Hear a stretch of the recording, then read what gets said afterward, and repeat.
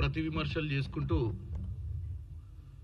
ప్రతిరోజు 10 సంవత్సరాల పాలనపై మేము, మా సంవత్సర పాలనపై వాళ్ళు, మధ్యన బీజేపీ నాయకులు, రాజకీయాలు ఎన్నికల తర్వాత ఎన్నికల సమయంలో ఏదైతే రాజకీయాలు చేస్తున్నారో, ఏదైతే రాజకీయ విమర్శలు చేసుకుంటామో, గత సంవత్సరాల పాలనలో ప్రభుత్వం వచ్చిన తర్వాత కూడా తెలంగాణ ప్రభుత్వం ఏదైతే ఒక్కరోజు కూడా సెలవు తీసుకోకుండా పనిచేస్తున్నటువంటి కాంగ్రెస్ ముఖ్యమంత్రి అయినా, కాంగ్రెస్ మంత్రుల మీదనైనా బురద జల్లే ప్రయత్నం చేస్తున్నటువంటి బీఆర్ఎస్, అలాగే వాళ్ళకు అప్పుడప్పుడు వంత పాడుతూ వస్తున్నటువంటి బీజేపీలు.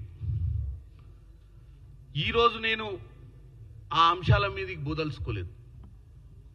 నిన్నటిదాకా ఈరోజు పొద్దున కూడా కొన్ని ప్రెస్ మీట్లు జరుగుంటాయి, వాళ్ళు కూడా విమర్శిస్తారు. నిన్న కూడా నల్గొండకి వెళ్ళిపోయి నల్గొండలో కూడా ఏదో కేటీఆర్ గారు ప్రయత్నం చేసిర్రు, ఇప్పుడున్న ప్రభుత్వంపై బురద జల్లే ప్రయత్నం చేసిర్రు, రైతులకు ఏదో మెసేజ్ ఇద్దామని పోయారు, కానీ రైతులు ఎవరు అక్కడ పట్టించుకున్నటువంటి పరిస్థితి లేదు. ముఖ్యంగా నేను ఒక పార్లమెంట్ సభ్యునిగా ఈరోజు ఈ ప్రెస్ మీట్ పెట్టడానికి కారణం బడ్జెట్ సమావేశాలు.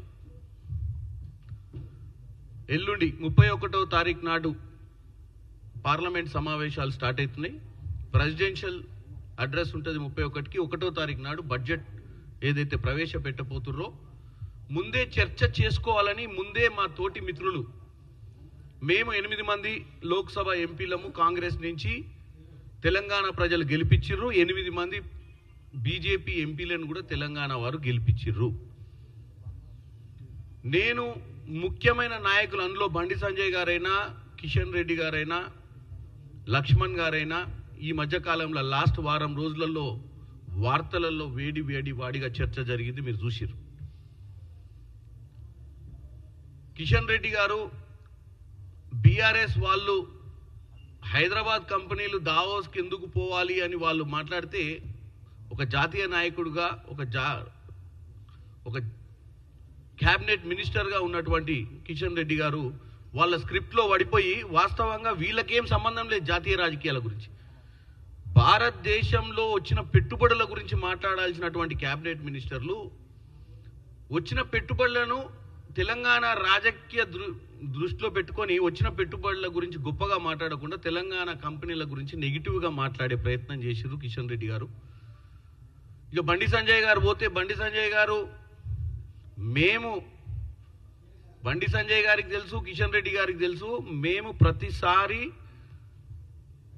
ఇక్కడ గవర్నమెంట్ ఫామ్ అయినప్పటి నుంచి కూడా మేము నరేంద్ర మోడీ గారికి, సెంట్రల్ గవర్నమెంట్కి ఇచ్చే రెస్పెక్ట్ ఇస్తూనే వస్తున్నాం. మా ముఖ్యమంత్రి అటు ఆదిలాబాద్లో కూడా రాష్ట్ర ప్రయోజనాల నిత్య రాష్ట్రమే ముఖ్యం, రాష్ట్ర ప్రజలే ముఖ్యం, రాజకీయాలు ముఖ్యం కాదని పెద్దన్న పాత్ర పోషించాలని ప్రజల ముందు ఓపెన్గా, మీరు మాకు పెద్దన్న లాంటి వాళ్ళు, మనం ఫెడరల్ స్ట్రక్చర్లో ఉన్నాము, మీరు కంపల్సరీ మా స్టేట్ మీద కూడా గుజరాత్ మీద ఎలాగైతే మీరు గుజరాత్ మోడల్ చేయడానికి ప్రయత్నం చేసిర్రో, గుజరాత్ మోడల్గా మీరు ఏదైతే ప్రతి దగ్గర పోయి ప్రచారం చేస్తారో, తెలంగాణను కూడా ఇదే భారతదేశంలో మీరు ప్రధానమంత్రిగా తెలంగాణకు కూడా అంతే ఇంపార్టెన్స్ ఇవ్వాలని రిక్వెస్ట్ చేసుకున్నటువంటి పరిస్థితి కూడా తెలంగాణ ప్రజలు గమనించారు. రాజకీయాలు చేసుకోవడం తప్పు లేదు.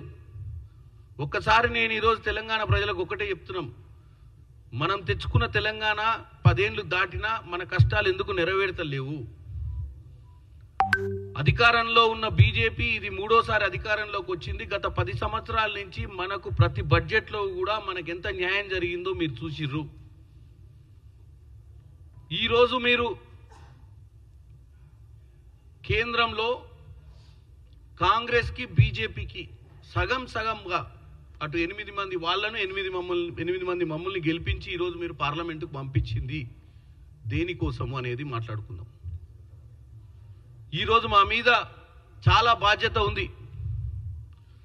రాజకీయాలు నేను విమర్శించుకుంటూ పోవాలంటే లక్ష్మణ్ గారు ఇంత సీనియర్ మోస్ట్ లీడరు, RRR విషయంలో భువనగిరికి వెళ్ళి కంప్లైంట్ చేయడం బట్టి చూస్తేనే అర్థమవుతుంది లక్ష్మణ్ గారి గొప్పతనం. లక్ష్మణ్ గారికి ఒక సీనియర్ లీడరు రాజ్యసభ ఎంపీగా ఉండి 2017 నుంచి 2021 లోపు అన్ని అగ్రిమెంట్లు కంప్లీట్ అయిపోయిన RRR road, northern part of RRR acquisition కానీ ఏది కానీ ఈ మధ్య కాలంలో దాని అక్వజిషన్ అన్ని అయ్యేటప్పుడు గవర్నమెంట్లో ఉన్నటువంటి బీజేపీ, ఇక్కడ గవర్నమెంట్లో ఉన్న బీఆర్ఎస్ పార్టీ అలైన్మెంట్ గురించి పట్టించుకోకుండా అలైన్మెంట్ని ఫైనల్ చేసినాక ఈ అలైన్మెంట్ అనేది ఈరోజు వాస్తవంగా మార్చడానికి ఛాన్సే లేదని తెలిసినటువంటి వ్యక్తి లక్ష్మణ్ గారు. ఎందుకంటే అందుకంటే సీనియరు, సెంట్రల్ గవర్నమెంట్లో క్రియాశీలకంగా ఉండు.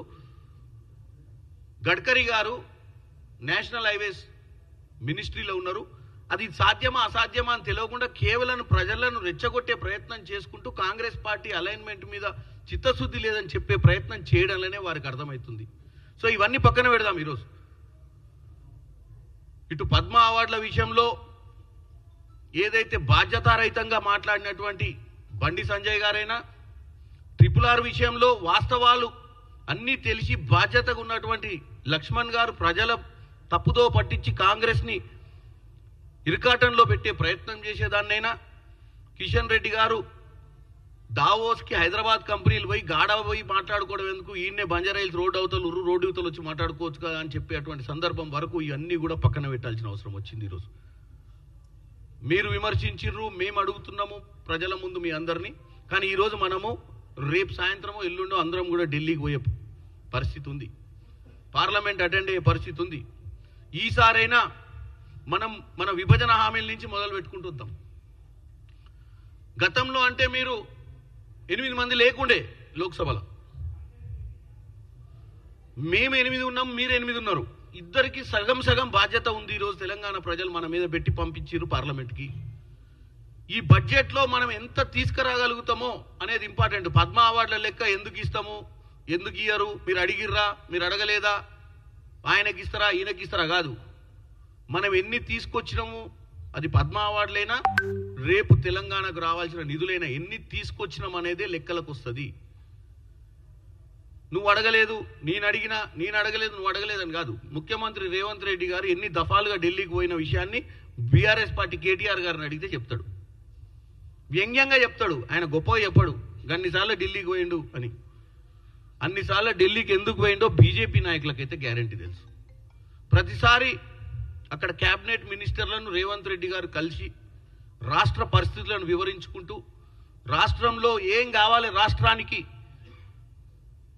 ఈగోస్కు పోకుండా మేము కాంగ్రెస్ వాళ్ళు బీజేపీ మేము పోయి వాళ్ళని కలవడం ఏంది అని ముఖ్యమంత్రి మాదిరిగా నియంత పోకడ పోకుండా, ప్రజాస్వామ్యంలో ప్రజలు గెలిపించిన తర్వాత రాజకీయాలు అనేది ఎన్నికల వరకే, ఎన్నికలైనాక ప్రజా సమస్యల కోసము మనం ఎంత దిగైనా కానీ పనిచేయాలి,